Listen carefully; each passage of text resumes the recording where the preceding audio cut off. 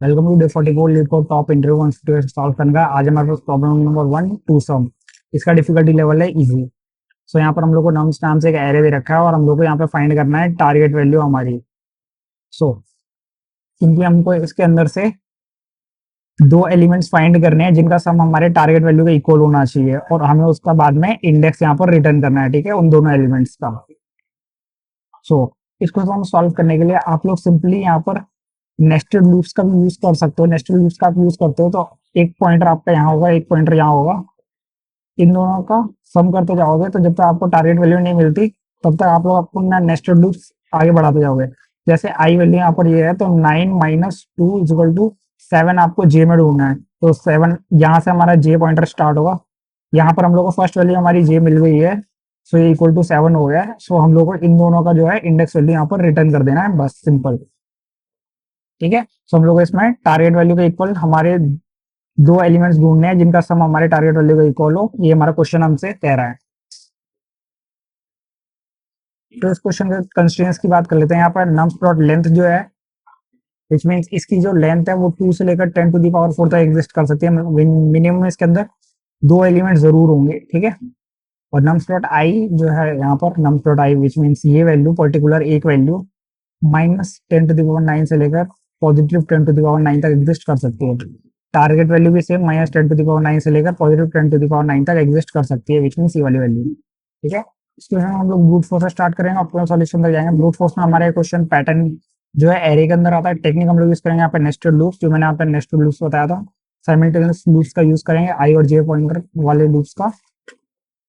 Approach होगी हमारी, check करेंगे एवरी पेयर को। टाइम कॉम्प्लेक्सिटी इसमें हमारी हो जाएगी O(n²), क्योंकि इसमें दो लूप्स का हम लोग यूज कर रहे हैं। स्पेस कॉम्प्लेक्सिटी कांस्टेंट रहेगी इसमें। तो सॉल्यूशन की बात करें तो ये क्वेश्चन हमारा हैश मैप के अंदर आता है। इसमें हम लोग कंप्लीटिंग लुकअप करेंगे, विच में सबसे पहले हम लोग हमारा टारगेट वैल्यू देखेंगे वो 9 है। सबसे पहला एलिमेंट अगर हमको ये 2 मिला तो इसको माइनस करेंगे।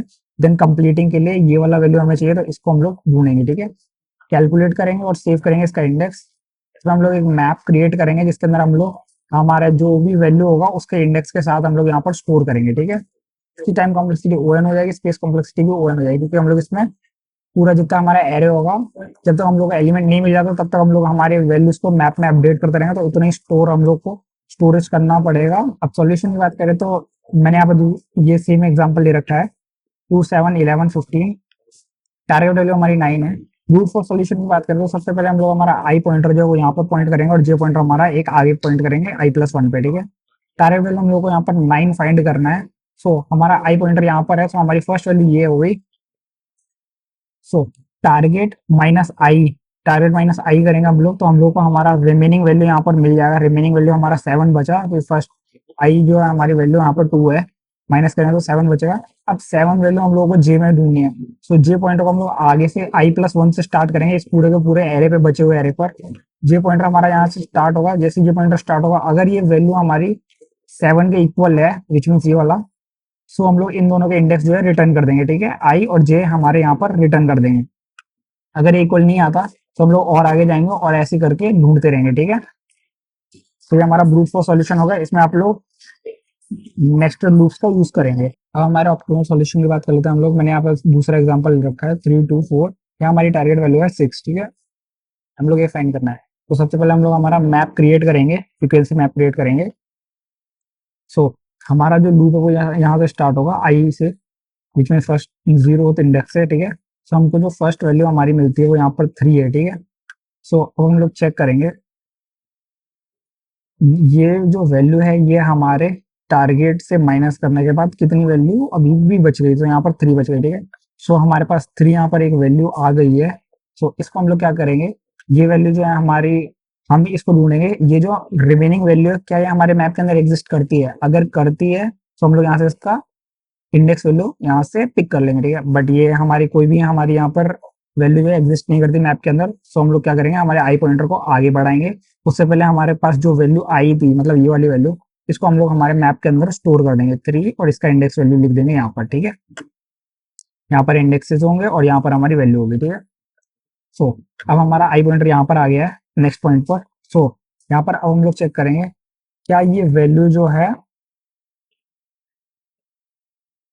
6 - 2, सो क्या ये वैल्यू जो है 4 क्या ये हमारे मैप के अंदर एग्जिस्ट करती है? अगर करती है तो हम लोग यहाँ पर क्या है, इसका इंडेक्स यहाँ से उठा लेंगे। बट ये ऐसी कोई भी वैल्यू हमारे इसके अंदर एग्जिस्ट नहीं करती है, तो हम लोग हमारे आई पॉइंटर को और ज्यादा आगे मूव करेंगे, ठीक है। और जो हमारी पहले वाली वैल्यू थी इसको हम लोग यहाँ पर वैल्यू और इंडेक्स इसका स्टोर कर देंगे साथ में, ठीक है। देन हमारा आई पॉइंटर जो है इस वैल्यू पर आ चुका है। सो अब हम लोग चेक करेंगे, माइनस करने के बाद ये हमारी करंट वैल्यू है, क्या हमारे पास जो है वो टू वैल्यू एग्जिस्ट करती है हमारे मैप के अंदर?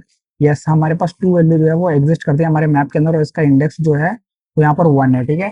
सो हम लोग को सिंपली क्या करना है, मैप और हमारा टू का जो है इंडेक्स उसको यहाँ पर ले लेना है, और हमारा आई पॉइंटर जो है यहाँ पर इसको यहाँ पर ले लेना है, और इन दोनों को जो है यहाँ पर रिटर्न कर देना है। तो इसकी वैल्यू हो जाएगी 1, देन यहाँ पर इसकी वैल्यू हो जाएगी 2, ठीक है। सो ये दोनों इंडेक्सेस हम लोग को यहाँ पर रिटर्न कर देना है, यही हमारा आंसर होगा। सो सिंपली आप लोग इसके अंदर जो है फ्रीक्वेंट एक मैप क्रिएट करेंगे जिसके अंदर आप लोग वैल्यूज पुट करते जाएंगे और उसके इंडेक्सेस पुट करते जाएंगे, ठीक है। जब जब आपको जो वैल्यू मिलेगी उसको आप लोग यहाँ टारगेट से माइनस करेंगे। अगर आपको वैल्यू इसके मैप के अंदर एग्जिस्ट करती है तो आप लोग उसका इंडेक्सेस यहाँ से प्ले यहाँ से उठा लेंगे, पिक कर लेंगे, ठीक है। अगर वो एग्जिस्ट नहीं करते तो हम लोग हमारे आई पॉइंटर को आगे बढ़ाएंगे और जो करंट वैल्यू थी उसको पहले मैप के अंदर जो है स्टोर कर देंगे, ठीक है। तो ये सिंपल सॉल्यूशन है हैश मैप का यूज करके। तो इसका मैंने इफ एल्स कंडीशन यहाँ पर लिख रखा है। सबसे पहले हम लोग क्रिएट करेंगे हमारा hash map for each number complement. ये कंप्लीमेंट हो गया हमारा, क्योंकि कंप्लीट करने के लिए चाहिए हम लोगों को target minus current number. Target हमारे पास 6 था, करंट नंबर हमारे पास यहाँ पर 4 था, ठीक है। तो इसको हम लोगों ने माइनस करा तो हमारे पास कंप्लीमेंट आ गया यहाँ पर। इफ हमारा जो कंप्लीमेंट है वो एग्जिस्ट करता है, जो 2 है यहाँ पर एग्जिस्ट करता था, तो हम लोग रिटर्न कर देंगे उसके इंडेक्सेस, दोनों के इंडेक्सेस रिटर्न कर देंगे। अगर ऐसा नहीं होता तो हम लोग स्टोर कर लेंगे हमारे करंट नंबर को और उसके इंडेक्स को, करंट नंबर को और उसके इंडेक्स को हम लोगों ने यहाँ पर स्टोर कर लिया था, क्योंकि ये हमारा जो है कंप्लीटमेंट नहीं है, ठीक है। सो ऐसे करके हम लोग पूरे पूरे क्वेश्चन को सॉल्व कर सकते हैं। इसका कोड आप लोग किसी भी लैंग्वेज में लिख सकते हैं। थैंक्स फॉर वॉचिंग, मिलते हैं नेक्स्ट वीडियो में, तब तक के लिए सब्सक्राइब।